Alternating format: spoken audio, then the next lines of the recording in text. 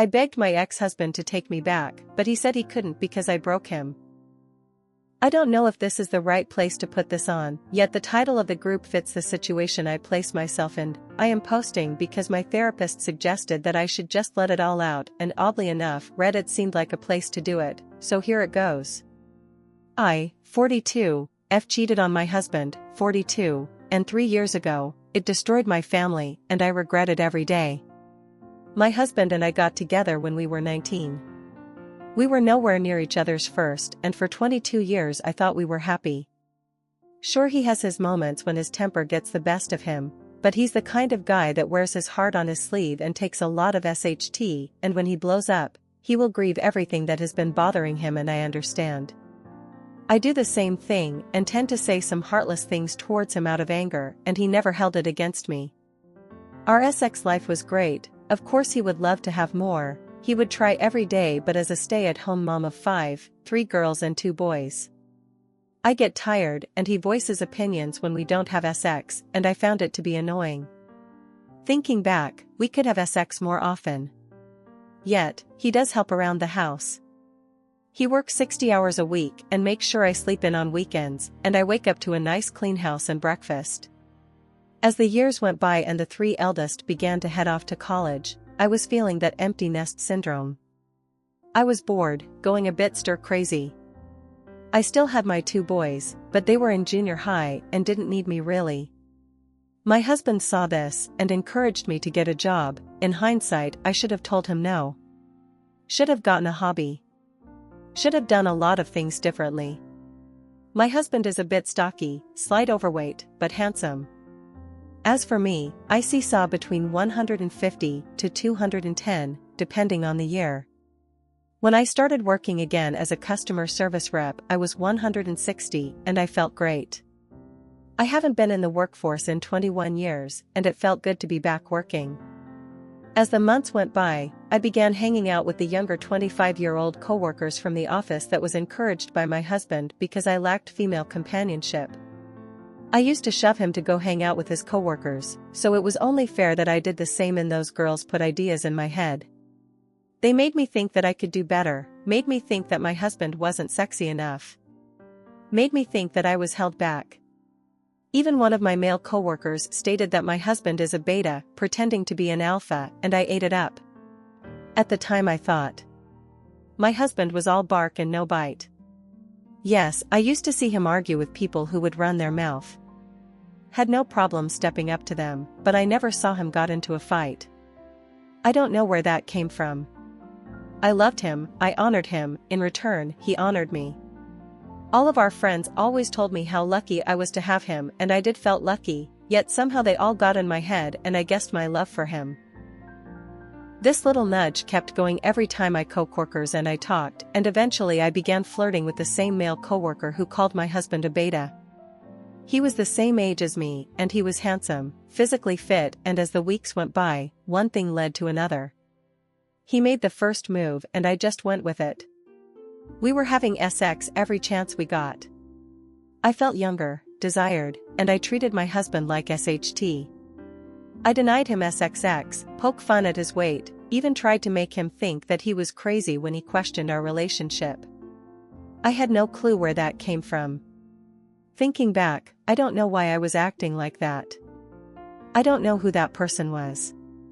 I realized how bad it was when my husband crushed a glass cup with his bare hands, staring at me with hateful eyes during dinner. "You have a hickey," he spat while he wrapped up his palm and left to urgent care. My sons looked at me in shock. The eldest of the boys' eyes turned beet red before he ran off.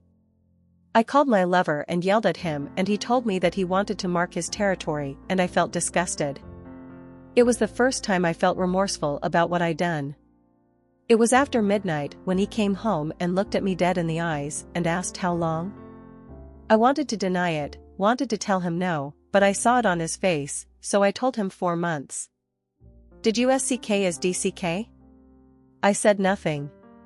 He walked around me, only to stop short by my ear and said low enough for me to hear, "I wanted to divorce you FKing SLT." I was so angry that he called me that. He never talked to me like that before, and all I could do was cry, especially when I noticed our boys staring at me at the foot of the stairs. They looked at me with such rage, and I was angry at him for doing that out in the open. I should have been angry with myself. Should have been disgusted at myself, but I had these blinder on and my husband instantly checked out. It was like a light switch, and just like that, his love for me was gone. My female coworkers rallied behind me, convincing me that I was making the right choice and I could spend more time with my lover, and I bought into it. I didn't want the separation period. My husband moved out of the house and into an apartment a half-mile away. My sons were treating me like shit, and my daughters refused to speak to me. My lover began coming over to the house despite my protesting, but he just came over. This infuriated my children, and he refused to leave the first time my specs came over to pick up the boys. My lover was more physically fit than my specs, but he just smiled at my lover. Not yet was what he told him with a smile. Not yet, but soon. When they left, I was so angry at my lover. I told him that what he did was uncalled for, and he just ignored me, only to yell at me when he had enough, and it scared me.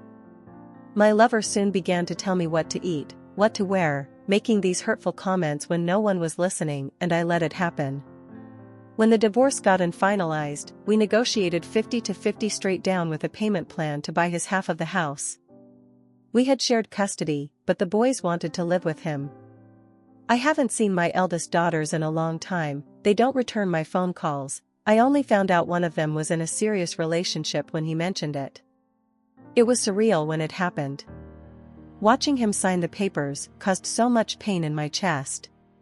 When he took his ring off and placed it on the paper, I felt the ball in my throat, and when he left, I realized I never apologized to him. I grabbed the pen and just stared at the ring. At that moment, I realized how much I faked up. I destroyed my marriage, my relationship with my children, and I think I was in an abusive relationship, and I just cried. I couldn't breathe. I was too incoherent, but eventually I signed it. A week after my divorce was when my lover hit me for the first time. I was telling him about my day, and I bumped into the nightstand and knocked over his phone. He gave me this look, slapped me, and called me clumsy. I called my ex, and the first thing he asked was, "Does he touch my children?" I told him no, and he just hung up. I cried so hard that night. Soon my lover got comfortable using his hands. It went on for 2 months, and at the time, I felt like I deserved it. My ex never laid a hand on me. My lover did, and to me, it was karma. It only stopped when he hit one of my daughters, who was home from college due to COVID. She was the only one who wanted to stay at the house. The 2 older ones stood at their dad. One phone call from her, and my ex walked into the house, offered my lover a free hit before beating him into a bloody pulp. My ex was stone-faced the entire time. No emotions. I had to beg to stop him. He looked at our daughter's bruised face and asked her what hand did he use to hit her, and he broke his right hand by stomping on it. When it was over, my ex took him and dragged him outside. Not when he looked at me. Not once acknowledged me. He took him to the hospital and told the ER that my lover fell down a flight of stairs. My husband stood by my lover's side. I do not know what they spoke about, but the following day, my lover quit the job and left me. I kept working, and my ex began screwing some of my single friends, even a couple of my coworkers. One of them was the girl who convinced me to cheat. I only found out after the fact when my coworker was stressing over him, bragging to the other girls how he blew her back out. Constantly asking me about him and why he won't return her phone calls. It hurt me to know that he was doing that. I think he was doing that on purpose. I dated a few guys, but it never lasts. I'm a single mother of 5 children that seemed to push men away. Then there was the SX. Looking back, even with my lover, none of them could satisfy me the way my ex could. Which made me wonder, why did I allow this to happen? I was happy. How do I let myself get manipulated? I don't understand why. During this time, my house was always quiet. My boys were either locked into their room or at their dad's. My daughters, with the exception of my third born, refused to talk to me, and it was hurting. My ex saw this, and he conducted a family meeting. He had all the kids in the house, and I was happy to have all of our children under the roof, but the majority didn't want to be there. He began telling the kids to talk to me, and my youngest called me a who. This shocked me. It hurt me so much, and my ex slapped him right in front of me. Have I ever called your mother that? He barked, and our son shook his head. Your mother takes care of you, she loves you, and you will respect her. What happened between us is nothing to do with you. All of you will start respecting your mother. Do I make myself clear? He looked at all of our children, and it spoke volumes, and my relationship with my children began to improve. During the 2nd-year anniversary of our divorce, we were civil. We laughed, talked, he constantly came over to the house to fix things, to talk about the kids, and for a while I had my husband back and I leaned in, but he shoved me and said no before walking away. A month later, he began dating our youngest teacher. She's 10 years younger than him, and they have a lot of common interest. She's extremely attractive, and I tried to be civil while they were dating, but it hurt seeing him looking at her the way he looked at me. How he touched her, made her laugh, she was the center of his attention, and I understood why people envy us. Why they kept telling me how lucky I was. That devotion, why I never noticed it. I had my nervous breakdown when I heard that they were expecting and they were getting married. I woke up with him by my side, wiping the stray strands from my face, and I just cried, begging him for forgiveness, for destroying our family, and he said nothing. He just let me talk while holding me. He visited me every day, only leaving my side to talk to his fiancée, and she even came over to check up on me. I don't deserve their sympathy. Her kindness, she even found me a therapist that they paid for. My therapist was blunt to say the least. She said I was having a midlife crisis, and instead of talking to my husband, I allowed these young women to manipulate me. She explained that they wanted to sabotage my marriage because they was single, most likely will never marry, and saw me as easy prey. Misery loves company, and the fact that the main instigator screwed my ex-husband only proved it. After a few months of sessions, she saw how I am still struggling with it, and she suggested to post on Reddit. Create a throwaway account and let the pain flow. It is therapeutic and a unique alternative to group therapy. My ex-new wife is a lovely person. She comes over a lot to check up on me, she talks to me, makes sure I'm okay, and as much as I want to hate her, I can't, she's too nice, and their twin boys are beautiful. My ex also comes around to make sure I'm okay. If I'm eating, telling me that despite what happened, I will always be the mother of his children, and he will always be there for me as a friend. He even came over last Saturday and let me sleep while he cleaned up the house and had breakfast waiting for me. That made me break down and cry. I miss him so much. I miss my husband. I miss my best friend. Till this day, I don't understand how I was so easily manipulated. I'm so alone, my kids are here, but we're not as close as we used to be, but they're here. Yet the one person I want the most is not. He moved on, and on the reason why. Someday I will move on with my life, but for right now, I deserve this. I deserve everything. Edit, I spoke to someone in the messages, and I wanted to set them at her straight. I wanted to talk about what my ex went through, but I felt like it wasn't my place to talk about his pain. I tried to make amends, countless times, but he wanted nothing to with me. It didn't help that my AP didn't want to leave me alone. No matter what I did, he just wouldn't leave me alone. I felt trapped. During the affair, I was in this weird haze. It's hard to explain, it was like an out-of-body experience. That day was supposed to be the last time, and he left a mark on me. I remembered when I begged my ex to give me another chance. It was days after he found out. He just looked at me and walked away. Only 3 times he spoke to me, when he tried to be civil when signing the divorce papers, when I called him when my partner hit me, and the day after he nearly killed my AP. On that day, he unloaded everything on me. As I mentioned before, he has a habit of letting everything fester before he explodes. He yelled at me about my stupid choices, about destroying him, how he doesn't have the luxury to mourn our marriage because he needs To be strong for the kids, and I just cried because I broke this man. This strong man who would have tried to find a way to freeze hell if I asked him to. I apologized, but he didn't want to hear my apology. He told me that my AP will never bother me again and left. It took a year before we became conversational. Before that he wanted nothing to do with me. When he started fooling around with some of the women I knew, I just let him be. I knew why he was doing it, and I felt it was well deserved. It was after that family meeting when he began acting civil for the kids' sake, and during that time, I truly realized what I destroyed.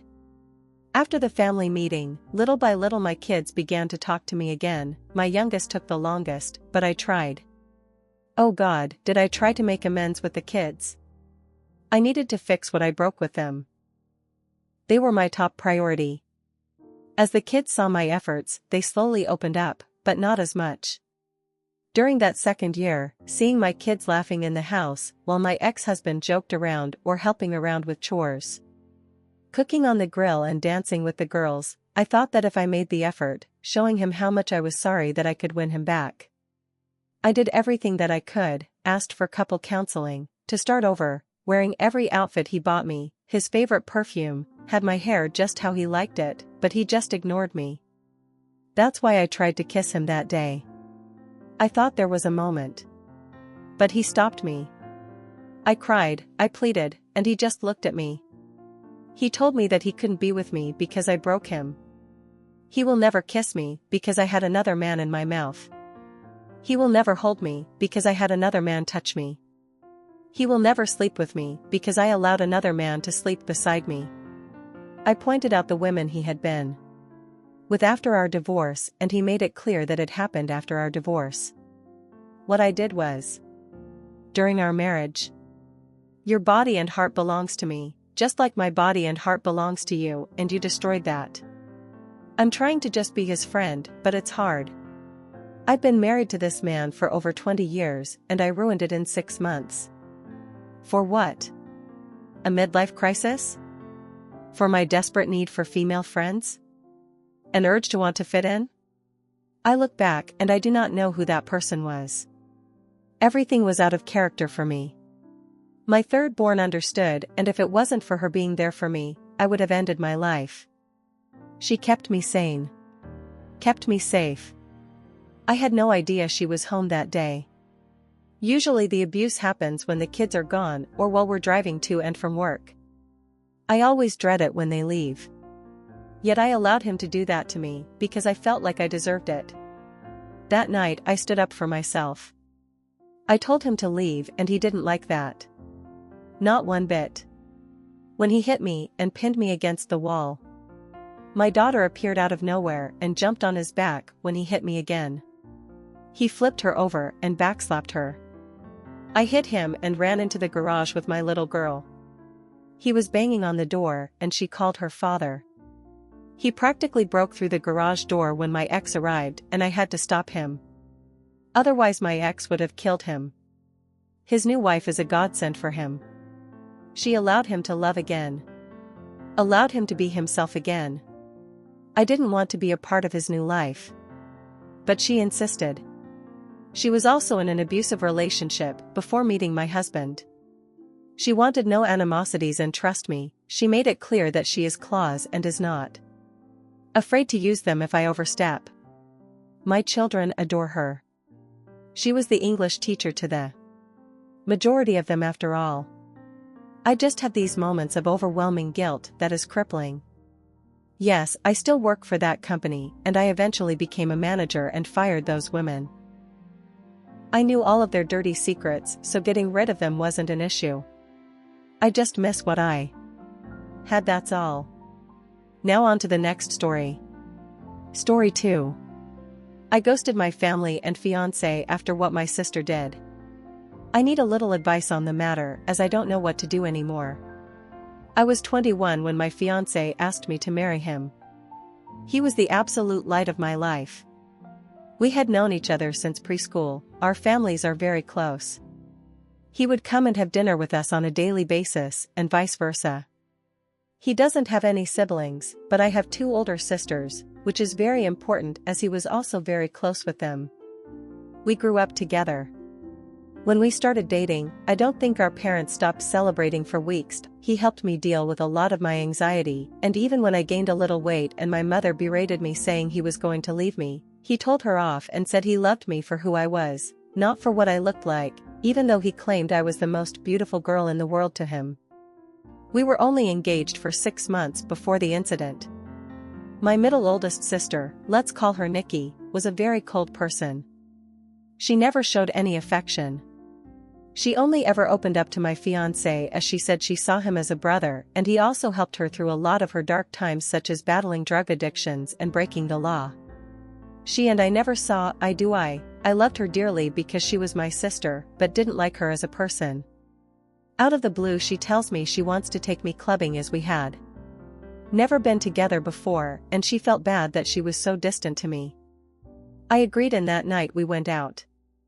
Clubbing wasn't really my style, but once I had a few drinks, I loosened up a little and began having fun. The night was going smoothly until Nikki spotted a guy across the room whom she claimed she wanted to climb like a tree. She walked over to him, and within a few minutes she was back and she had a sour expression on her face.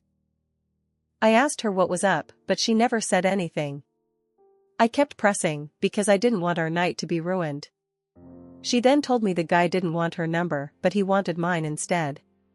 I told her he was a loser, and there were plenty of guys around who would kill to be with a girl like her. She didn't budge though. She told me she needed to use the restroom and then we would leave. I waited for an hour. During this time I was sipping on a lot of different cocktails. I then started feeling really dizzy and lightheaded. I figured I'd just cab it home as I was certain Nikki had left. On the way out though, I bumped into a friend of Nikki's whom she had briefly dated.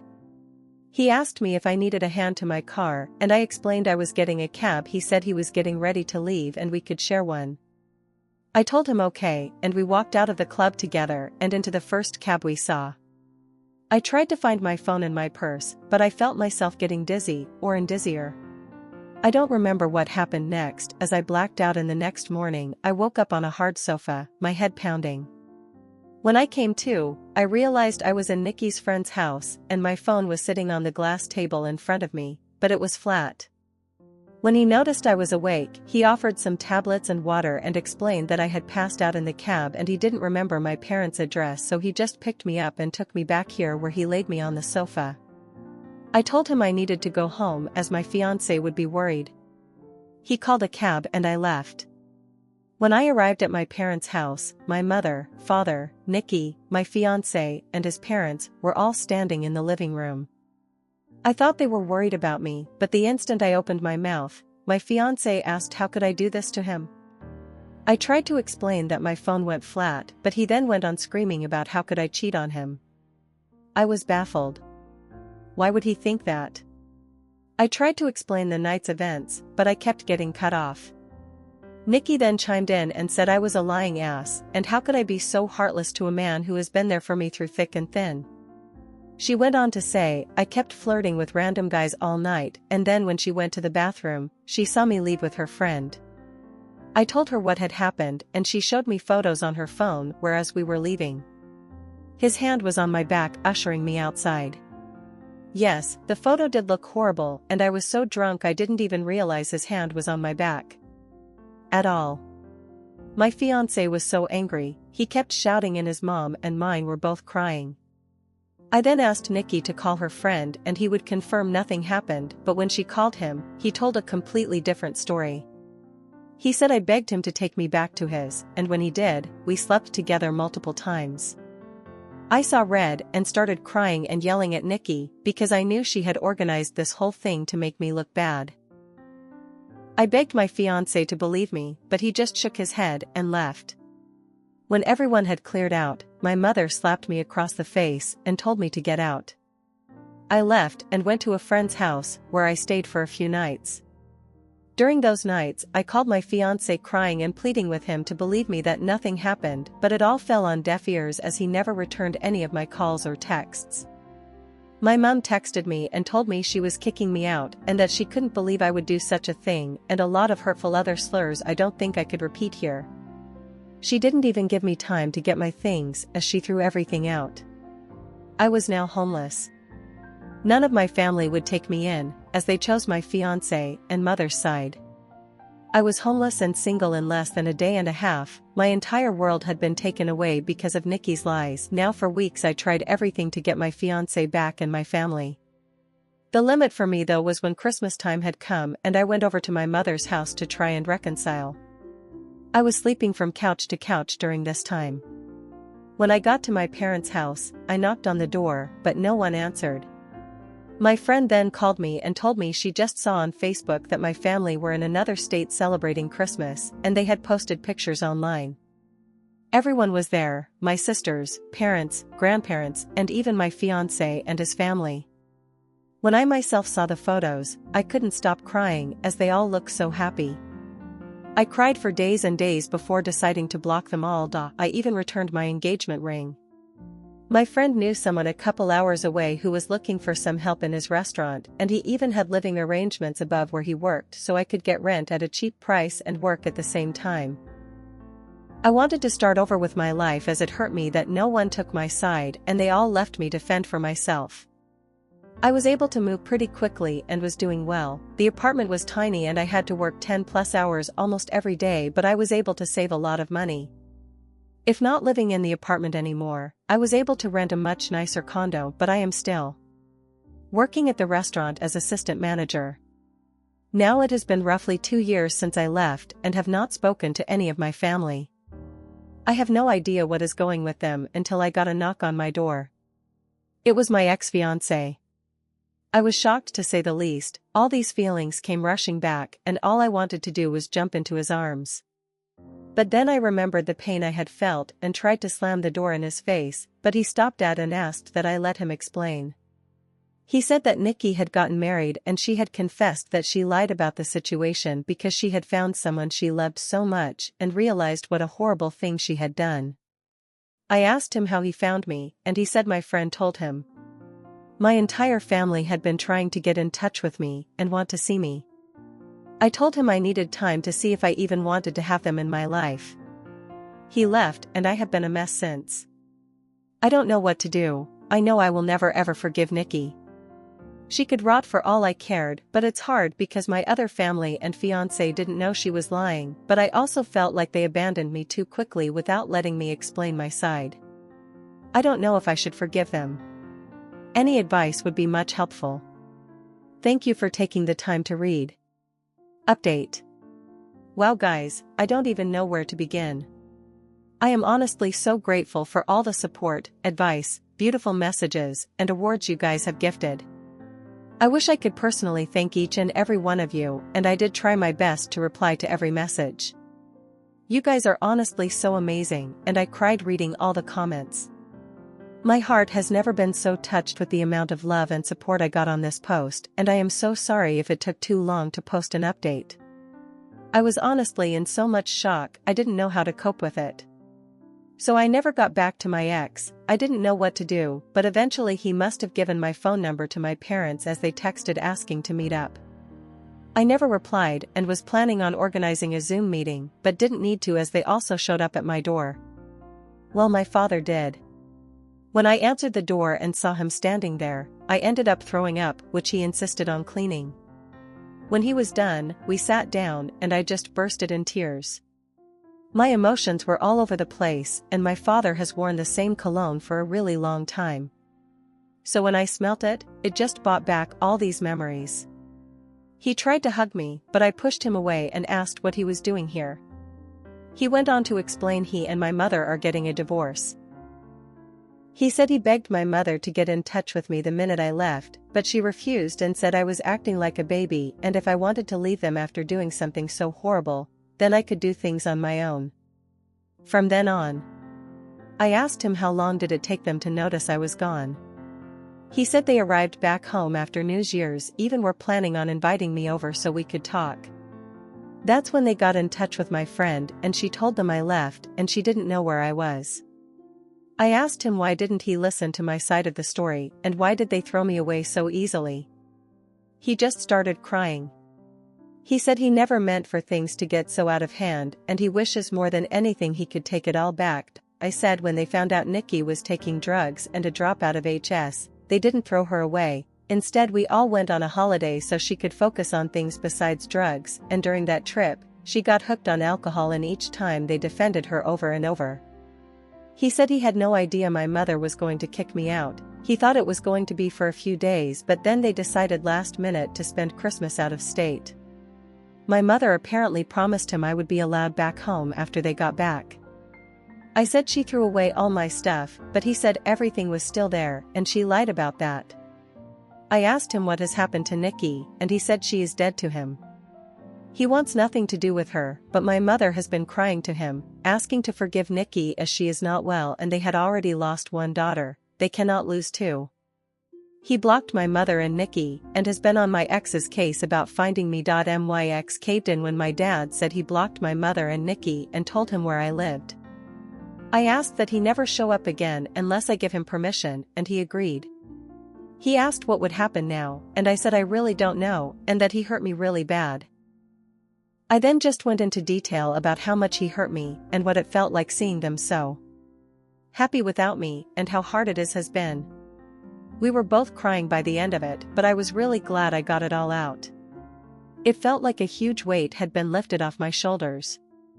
My dad then said he knew a few places around the area and would help get me a better apartment, and he said he would help get a better job, but I told him I wouldn't be leaving this job as my boss helped me out so much, and I wanted to repay him at all costs. I said I didn't want him to do anything for me, but I said I do want to reconcile, but it has to be on my own terms, and it is going to take a very, very long time to trust him again, and I may never trust him again. He said he would do anything to make up for what he did. I asked him why Nikki did this, and if she said anything about it.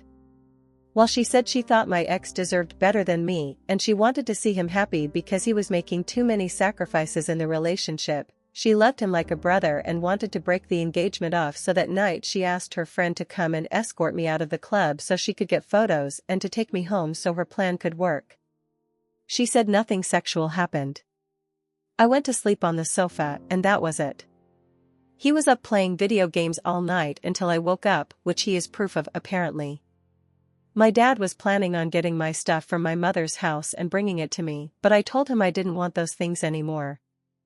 I then went to ask about Nikki's husband, and he said my mother has been hush-hush with the entire situation, but he had his number and wrote it down for me. After my dad left, I decided to call Nikki's husband. I was sweating the entire time and felt so sick. What if I could hear her in the background?